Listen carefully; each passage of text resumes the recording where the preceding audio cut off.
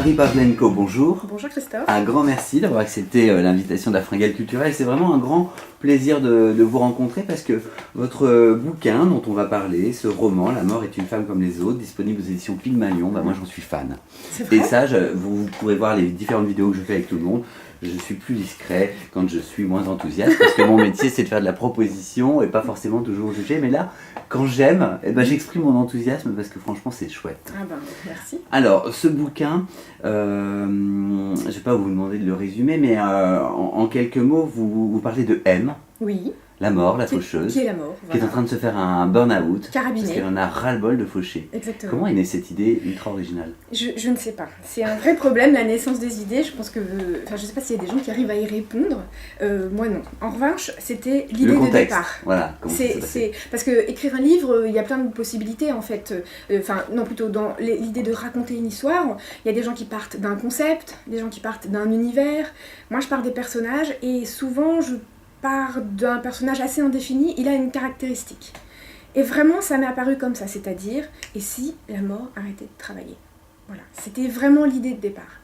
Après, j'en ai beaucoup parlé avec mon éditrice sur cet ouvrage qui s'appelle Bénédicte Lombardo, et avec des échanges, on a construit M. Au début, je voulais qu'elle soit un squelette, voilà, on avait toutes les caractéristiques, puis voilà, elle est devenue une femme d'une 40aine d'années, toute ressemblance, blablabla, un peu fatiguée, et voilà, ça a été le point de départ. Alors justement, j'ai trouvé ça rigolo de mettre la mort dans un corps de femme. Et pourquoi pas dans un corps d'homme ? Et pourquoi ce choix ? Alors, c'est un choix extrêmement conscient et voulu.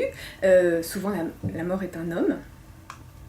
Et depuis que la littérature existe, il y a quand même beaucoup de personnages masculins. Et pour moi, c'est important de remettre au centre la femme dans tout ce qu'elle peut avoir de beau, de sublime et d'abominable. Hein. Enfin, je veux dire, dans toute sa complexité, quoi. Et c'était intéressant, justement, d'en faire une femme. Voilà. Alors moi, je trouve ça très cohérent parce qu'en plus, le mot, la mort, c'est féminin. Totalement. Chez nous, il est féminin. En revanche, chez les anglo-saxons, c'est un truc inconcevable. Hein. Ouais. C'est un masculin. Voilà. Dans Terry Pratchett, il est masculin. Voilà, c'est très masculin.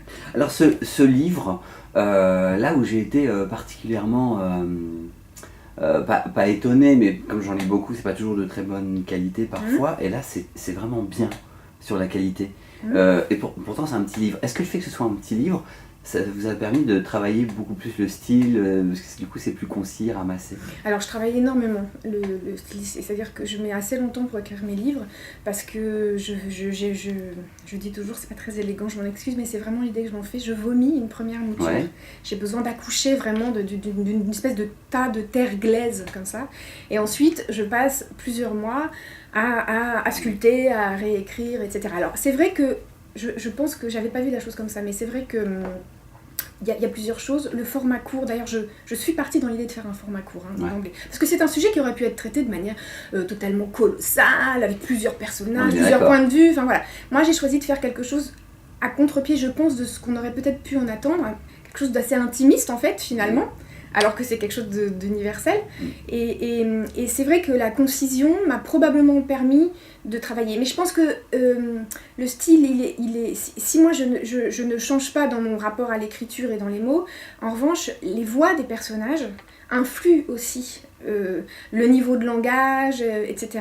Et c'est aussi une des raisons pour lesquelles j'avais envie, parce que j'ai écrit de la jeunesse avant, d'écrire de la littérature oui, parce que c'est ça. Pour adultes. C'est vrai qu'on ne l'a pas dit, c'est votre premier, c'est pas votre premier roman, mais c'est le premier roman que vous proposez au public adulte. Totalement. Et c'est aussi parce que les personnages en étant adultes ont une voix plus mature. Et ça me permet moi d'explorer des champs lexicaux qui sont pas les mêmes qu'en jeunesse. Et du coup, ça permet vous d'aller sur un autre pan en tant qu'écrivain, quoi. Totalement. En tout cas, de pousser. Peut-être pas un autre pan, parce que c'est cohérent, mais d'aller peut-être un petit peu plus loin. Voilà. Ouais, pousser vos limites et de vous découvrir donc un peu plus dans cette écriture.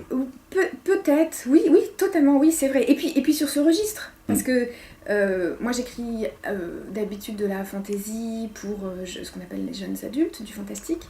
Là, on est sur quelque chose... Oui, non, c'est vrai, Alors, pousser. votre bouquin est...